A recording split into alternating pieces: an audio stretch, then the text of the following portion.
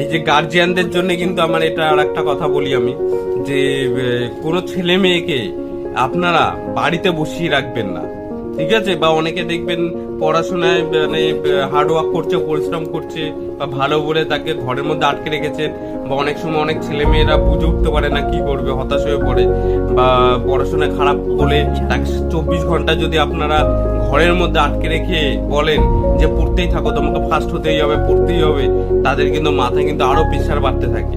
এতে কিন্তু তাদের হিতের বিপরীত ঘটতে পারে, তাই না? তাই জন্য কিন্তু একটা কথা মাথায় রাখবেন, এটা আমার এক্সপিরিয়েন্স থেকে আমি বলছি, ঘরের মধ্যে আটকে রাখবেন না, তাদের বাইরের জগৎটাকে, দুনিয়াটাকে চিনতে দিন, ঠিক আছে? কে ভালো, কে খারাপ, কোন জায়গায় কিভাবে যেতে হয়, কার সঙ্গে কিভাবে কথা বলতে হয়, মানুষজনকে কি করে চিনতে হয়, সেটাই যদি এখন থেকে তারা ছেলেমেয়েরা না শিখে, তাহলে বড় হলে তো সেই জিনিসটাই থেকে যাবে যেটা ছোটবেলা থেকে তারা এক্সপিরিয়েন্স করছে।